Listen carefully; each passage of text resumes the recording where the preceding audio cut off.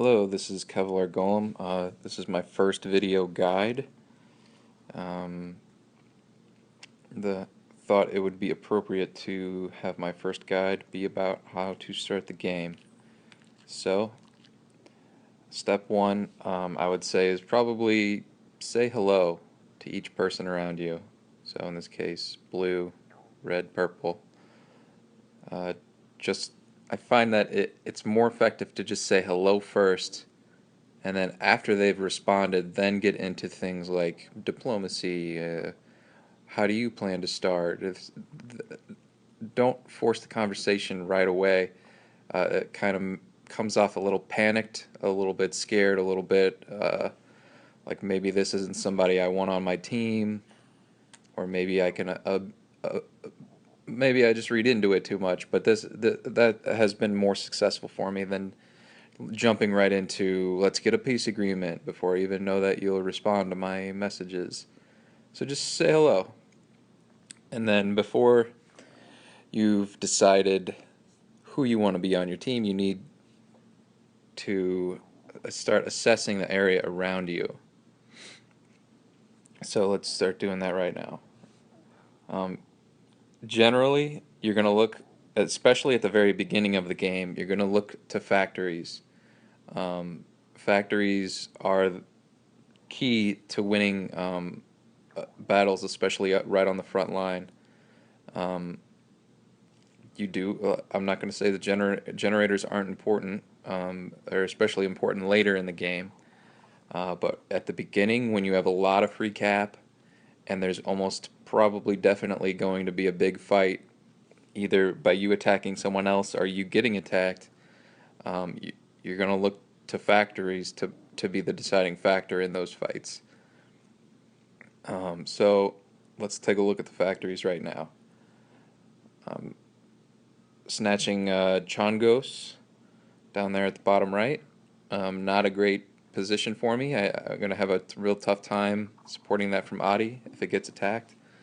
But I'm the closest to it, so I might as well take it. That's also, I should say, a pretty general way in which borders are settled. Um, a lot of times before people will even start talking about peace agreements or alliances, they'll reach out about border agreements. So a good starting place is to say, it's closer to me, that should be mine. And if you have something else in mind that you would like or that they would like, keep in mind that who is closest is sort of the default, and you can sort of negotiate your way, or they can negotiate their way out of the default, and maybe you offer them something, they offer you something, you trade an outpost that normally would be yours so that you can have one that would normally be theirs. Um, and yeah, uh, if that works for you. But in this case, I was fine with just taking the whatever was closest to me. Um, I also don't like calling up too many favors or asking too much of people right off the bat um, if I don't have a real good reason. So I'm just content to go after what's closest here. John Ghost, again, not a really fantastic place for me to sort of mount anything because if I do support from Adi, then that leaves Adi exposed, which then leaves Isaacson exposed, which is where my queen is. It would just be bad news for that, for me to have to support Chongos. So Light Blue, I believe, reached out with a peace agreement anyway. So he even offered game long peace. So I was absolutely willing to take that, so I wouldn't have to worry about. You see, he has Nyjah, Nautilus, Woodridge, Ran, and Nemo all lined up down there against my Triton and Ati and way out of position Chongos. Probably not going to be a winning fight for me anyway, at least not against a good player. I should also mention that this is a room of I believe top 30 players, so this is not some kind of scrub match where I'm trying to show you how to beat up on noobs. Like, these are good players, and we'll see how that plays out. Um, Now, I only have three players on my borders, so I already get peace with blue. So then I start talks with purple and red. Now, we'll continue the assessment of the area. We'll see that purple is going to have two factories to my two factories. So I'll have Changos and Adi, he'll have Gauss and Neptune. Gauss and Neptune are closer to each other, so I'll have a little bit of an advantage there. Um, and in that's probably the majority of what needs to be considered because Semet would mostly probably be supporting Vern or only really attacking something if it looked weak. But not a terrible looking fight like that. That's probably even. And if I can get help from someone around him and make it a 2v1 or a 3v1, then I'm not worried to take that fight. Red, on the other hand, uh, the reason I actually chose this game is because red is terrifying. This is probably one of the worst starting positions I've ever had. Um, you can see that he has Ruiz, Boxlighter, and Feld already. Also, he is closest to Bahat, he is closest to Benthic, and he is closest to Cousteau. So he has 6 factories all lined up right on my border to my 2 factories of El Ferrito and Champino. And then I kind of will have Triton, which probably really won't have much effect against his 6 factories, which are even closer to me than Triton is. So I make it a point of urgency to start talking to Red about how he wants to settle diplomacy, and time is on the line because he was one of the last players to join. He actually might have been the last player to join. So we only have 4 hours to sort of figure that out. I'm also talking to Purple at the same time. Um, Basically, I'm offering peace to either one of them because I definitely do not want to fight both of them. So Purple accepts first, so I tell Red before he can respond, okay, offers off the table, because I just had gotten peace with Purple and peace with Light Blue. I can't have peace with everyone, otherwise I won't be able to expand anywhere. Um, and because Red has taken so long to respond, I'm worried that that means that he is deliberately not responding because he wants to fight me, because he also sees how strong he is in this upcoming fight. It turns out that he actually just isn't all that active at the beginning. I think it happened to be his sleep time when the game was doing its opening countdown clock. So as we move forward, I noticed that he hasn't come online and hasn't sent anything to Bahat and Benthic, so he's closer. But I'm gonna make moves on it. You'll also notice that I'm sending single drills. This is because it's a huge benefit to be able to react. I think in hockey they say the first he who moves first loses, something to that effect. And that is basically because when you're allowed to react to what the other person does, that means they've committed to their move, and you are then able to see what their move is and then stop it. It's extremely true in Subterfuge because you have a ton of time to make that reaction move. So the reason I don't send a ton of drills to Triton to make sure I hold Triton, I don't send a ton of drills to Benthic when I see that he hasn't moved on Benthic. I don't send a ton to Changos, even though that's way out on the fringe, because if I make a big committed move like that, I can't react. So if I send a lot of drills to Changos and then Purple attacks Adi, well, what am I going to do? All my drills just got tied up. So um, I did move the 40 from Belanti, but that's because I had a peace agreement with Purple. And also, it's not moving very far. So if something does disastrous happen, all he has to do is turn around and make a short trip back to Belanti.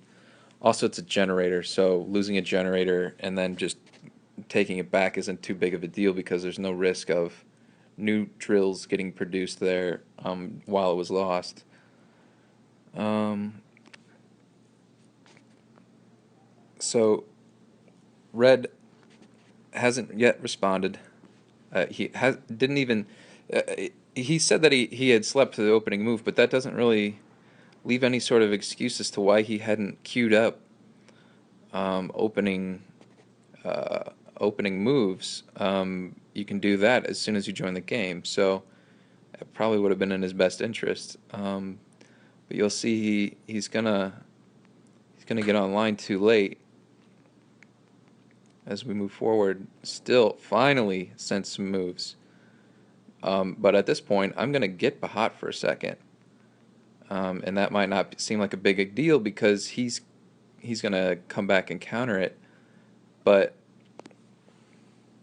he's not reacting well. This is not a good reaction from him. Um, the key to that is his 45 moving to Benthic. He needed that 45 to ensure that I couldn't take Bahat. Um, with the 45 headed to Benthic, I know for certain that there's literally nothing he can do to stop me from taking Bahat. So I'm gonna make sure that I get that because that just cut the that just cut the opening in a little bit more in my favor. We'll see. Even with me winning Bahat, I'm still at a disadvantage because he's going to have Ruiz, he's going to have Boxlighter, he's going to have Benthic, he's going to have Feld and Cousteau, and I'm still only going to have three, so it's going to be 5-3 instead of 6-2. Um, so we'll move a little bit further. I'm gonna really reinforce Bahat with a lot of drills because that is now the focal point of my offense. That is a threat to Red at Benthic, Cousteau, Feld, and Boxlighter. If he makes any big moves out of those places to defend another place, I can move from Bahat and take him down. I'm also moving up to El Ferrito with a lot of drills that I had on my back lines because it looks like my diplomacy is holding up on the other sides. Um, I know I'm going to have a lot at El Ferrito, a lot of Bahat. Now, he does have a lot of drills at Boxlighter, but I don't mind fighting his drills. If I need to take his factories before he starts outproducing me. And the best time to do that is when the drills are pretty close to even because of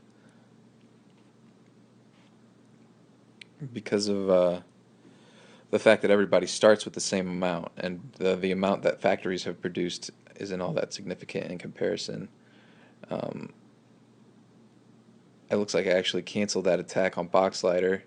I didn't like how that was shaping up. I think that 21 is actually an accident. I didn't actually mean for that move to go through, but it does. Um, and then, of course, something you should always be doing when starting out in a war is talk to the people around you and try to create 3v1s or 2v1s. And you'll see that I successfully did that here with purple. Um, it was it became a very, very quick fight once the 2v1 starts up. Red immediately starts falling back, immediately moves into a turtle, and he even gifts me here because we strike up a deal where he's just going to be allowed to turtle, and we're going to be allowed to take all of his outposts. So that's a victory. That's a great victory because as I said initially, that was one of the worst starting positions I've ever seen. And just by talking to people and forming a gank setup, he was forced to retreat, and I exposed some of his mistakes with his factories. if he had all 6 factories, he actually would have been in decent shape, um, taking on the both of us. But losing Bahat was a big fall for him. And then once I had a lot of drills of Bahat and purple was coming in from the right side, he definitely was losing Cousteau and Benthic. You'll see he kind of has Feld still, but he was going to be losing that. Has to fall back and just commit to the turtle. Um, and that is generally how you want to start a game. Um, Thank you, and hopefully I have some more guides in the future.